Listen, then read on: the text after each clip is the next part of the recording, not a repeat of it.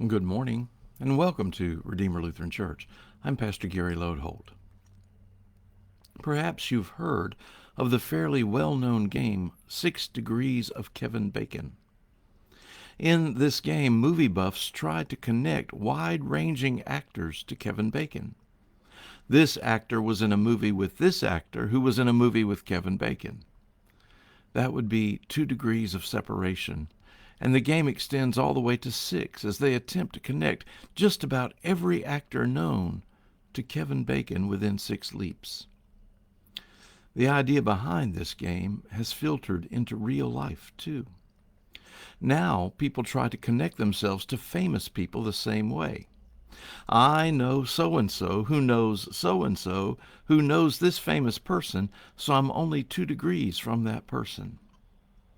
For example, I had a member in my previous church who worked for National Geographic and who knew Jacques Cousteau, John Glenn, and Robert Ballard, who found the Titanic. Another member there was the secretary of the Downtown Athletic Club in New York and had met years and years of Heisman Trophy winners and candidates. Or I had an uncle who worked with and used to go jogging with many of the Gemini and Apollo astronauts.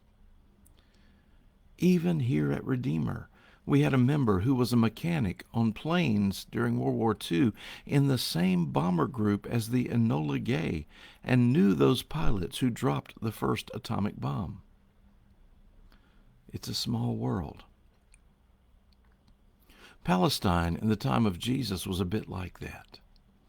As we've gone through this week of looking at gospel women, we've already seen some interesting connections, particularly with Mary of Clopas, who was the aunt of Jesus, and whose son became the leader of the early church.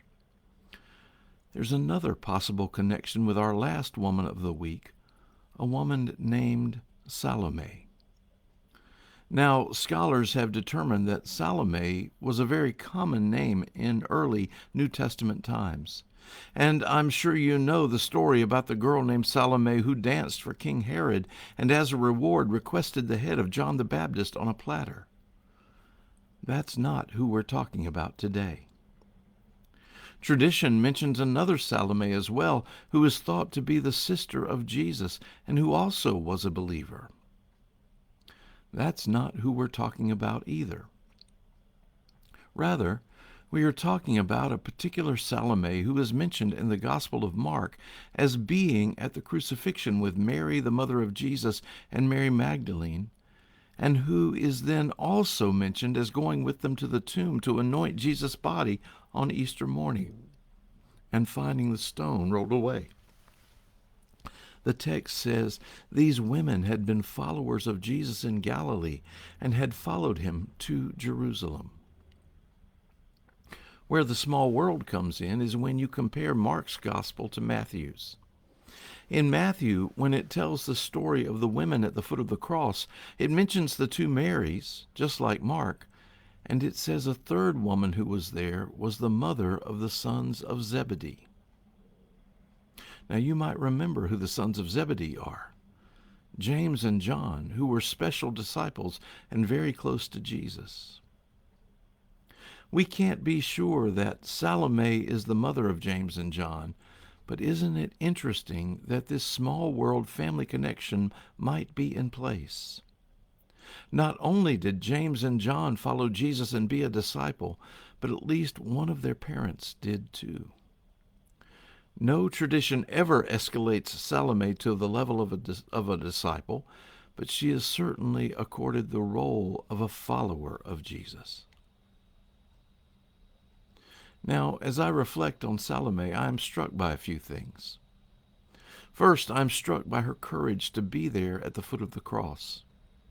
Not only was she facing personal peril to be there as a follower of Jesus, after all, they might suddenly decide to round up any followers of Jesus and crucify them as well. Nevertheless, she was there. Her faith and her commitment brought her, probably along with compassion and care for Mary, the mother of Jesus. Her compassion and care and her faith won out over her fear. Maybe there's encouragement for us there as we face our own difficulties and fears. A second aspect that captures my imagination is that seeing the gruesome crucifixion of Jesus must have been extremely difficult. To watch Jesus suffer and die this way took a strong woman, again, a woman strong in faith. She must have wanted to run away and drive this vision out of her mind. There's a third thing that strikes me about Salome, too. Can you imagine the awe and wonder and confusion and hope that Salome must have felt when they found the stone rolled away? I can only hope that we get caught up in the same wonder and excitement of the risen Jesus that she must have felt. Many scholars believe that the name Salome comes from the Hebrew word shalom, meaning peace and well-being. It's a beautiful name. What peace we have in Jesus. It was a small world with connections among Jesus' followers that we never suspected. It's been 2,000 years, but there are no degrees of separation between you and God. You are in God, and God is in you, now and forever. Thanks for watching, and remember to let this day belong to God.